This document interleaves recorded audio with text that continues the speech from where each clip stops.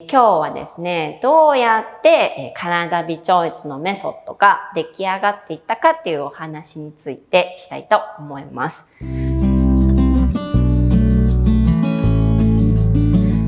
あまりね、こういう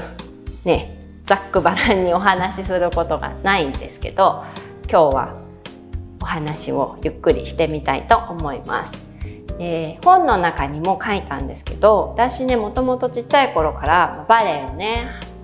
始めたんですよね。でそのきっかけも何だったかなと思って、一番最初ね思ったのは衣装だと思って、衣装に確かつられたんだったと思ったんですけど、そこから、ちょっとねヒプノセラピーっていうね過去をね振り返りましょうっていうのをやってみて、封印してたのかわかんないですけど思い出したことがあって、実は私その前に、だってバレエを見に行くってことはバレエを見に行きたいと思う出来事があったわけですよね、子供なので。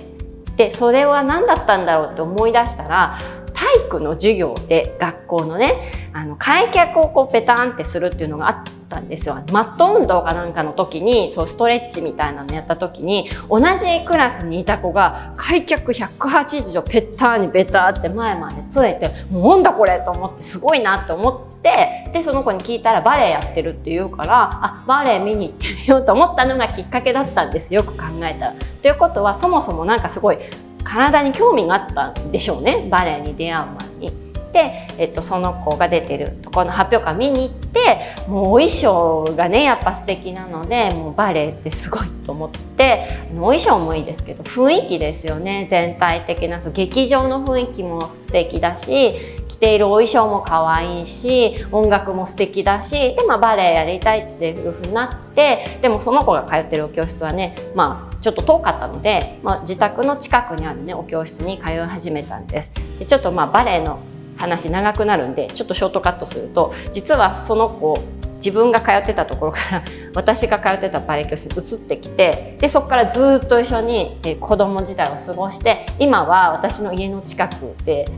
バレエ教室を開いていて、今もバレエねそこで教えてます。なので、その子とはすごい長いお付き合いなんですけども、それぐらいバレエはもうずっとハマっちゃったら私にとって人生から離れられないものになっちゃったんですよね。でバレエの時にカレンダーをね売ってるお店がバレエ用品店で、カレンダーを売ってるんですけれども、そのカレンダーを買うとですね、各海外のバレエ学校のレッスン風景っていうのが、そこに写ってて、毎月変わるんですよね、レッスン風景の写真が。でそれカレンダーなので壁にかけますよね。そうすると毎日見るわけですよ。なんでこの人たちと私の体は違うんだろうっていうのを毎日考えてて、壁を見ると見えちゃうので、どうして私の足はまっすぐじゃないんだろうとかね、そういう疑問を持っていたわけです。で小学生なんでね、そんな深いことも分からず、自分なりにいろいろ足ギュッてやったらくっつくかなとかね、いろいろやって中学生ぐらいになりました。で中学になった時にはだんだんちょっとどうも私バレエに向いてないかもなっていうのが自分で分かってくるんですよ。なんとなく作りが違うし、同じ日本人の子でもさっきのねお友達なんかは軽々と足を外足にくるんって回してあげるのに、私は結構力を入れてってやらないと外足にして足を上げるっていうことができないのは、多分向いてないっていうのは、体的に向いてないっていうのはなんとなく分かったんですね。なんで中学生の時にちょっと知恵が出てきたのでね、西洋人の真似をしてみようと思って、その時スーパーモデルがね流行ってた頃でエクササイズビデオを出された方がいたので、それを母に買ってもらってエクササイズビデオを見ながら海辺でふんふんこうやってやってるのを見ながら、私も家でやってみたわけですよ。そしたら筋肉ついたら確かに足上がりやすいけど足太くなったけどとかいろいろ思ってたわけですよね。でこんないいもの知っちゃったらやっぱ誰かに教えたいとか思ったので、当時のね中学の担任の先生が女性の体育の先生だったので、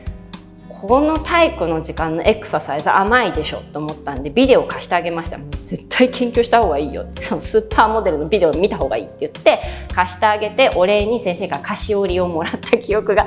あるぐらい、当時からもう体のことについても興味があってしょうがなかったんですよね。でそれでそのまま高校生になったんですけど、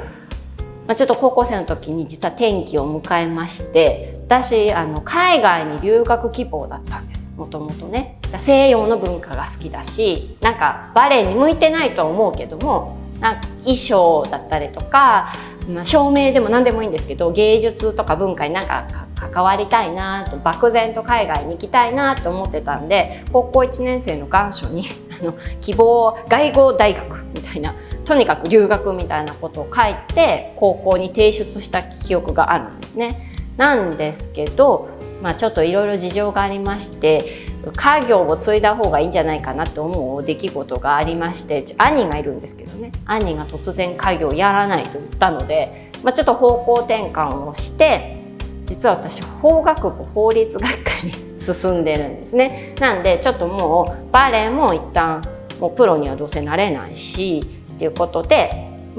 普通にお勉強をすごいして、法学部法律学科に入って、実は大学でもダブルスクールして法律の専門学校にも通って、で実はすごいね勉強をしてました。ただどうしても綺麗なものとかからは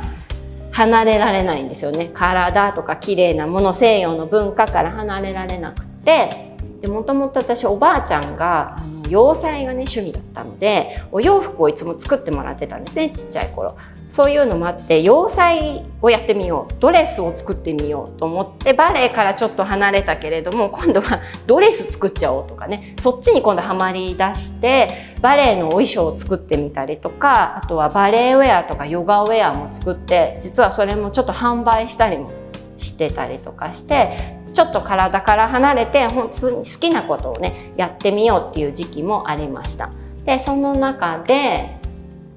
大学生の時にちょっとねアルバイト的にモデルのようなことをしてた時があって、その時に中国とかにね、例えばヘアショーで連れてってもらったりとか、あとは作っていたドレスを背負ってフランスまでファッションショーに行ってみたりとか、いろんなことをねしてました。でその時、ある、モデルの先生からウォーキングを習ってたんですけれども、その先生に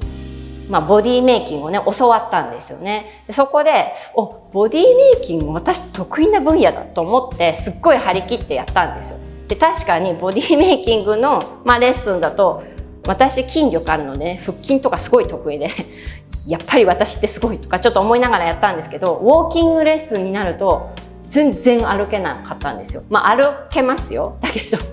綺麗に歩けなくって力が抜けないんですよね。で先生に毎回バレエ歩きになってるよ、バレエ歩きになってるって言われても力の抜き方が分からなくて、いつもいい姿勢では歩いてるけれどもどうも先生の指示通りにできないし、ポージングしてもどうも全部バレエになっちゃうし、すごい力が入ったポーズになっちゃうので、その力を抜くっていうことが全然分かんなくって、当時はとにかく練習すれば上手くなるんだと思ってたんですね。でその時に実はちょっとバレエで舞台に立って膝を怪我してしまって、もうハイヒール履いて歩けなくなっちゃったので、そのモデルの先生に相談したら、いい先生を紹介するから外科に行ってみてもらいなさいって言われて、大手の、外科のね病院に行ったんですよ。でそしたらそこで先生に言われた一言が膝下ずれてるね、アメリカに行って膝下総特会してきたらって言われちゃったんですよね。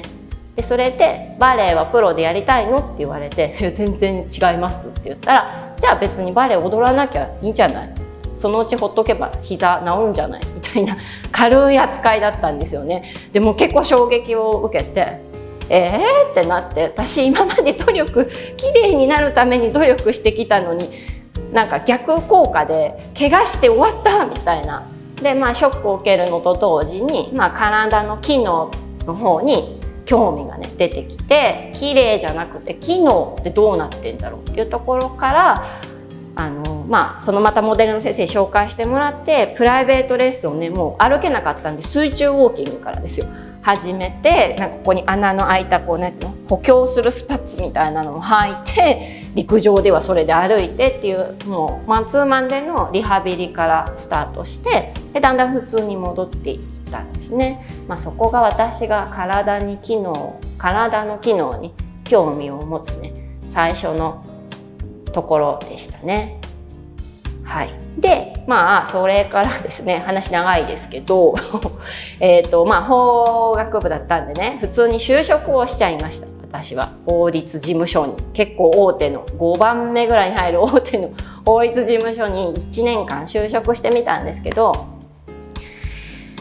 合わないんですよ。だって一日中デスクの前に座ってるんですよ。そんなの私には合いませんでしたので1年間でもうこれは向いてないということで辞めちゃったんですけど、その辞めたと同時に、じゃあこっから先1年間はもう本当に好きなことだけやってみようっていうことになった時に、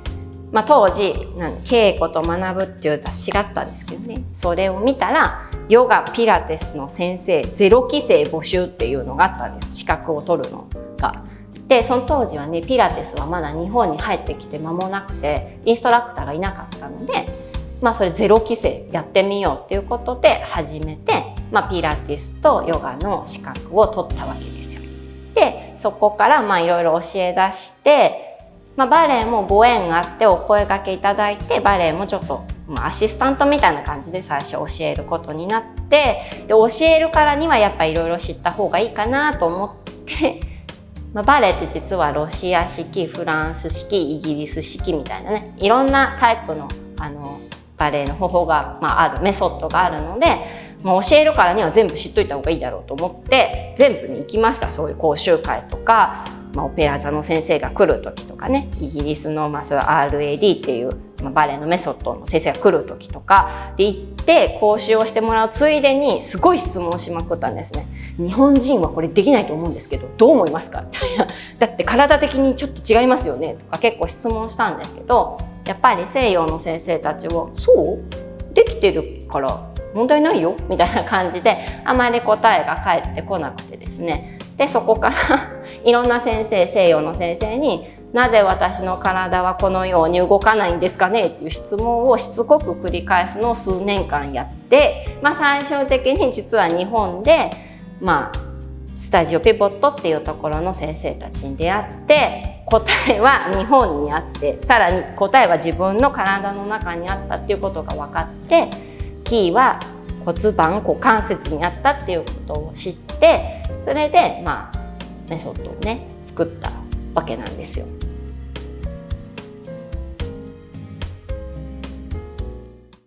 チャンネル登録ぜひお願いします。参考になったりいいなと思ったらぜひこのねグッドボタン押してください。質問があったらぜひねコメント欄に書いてください。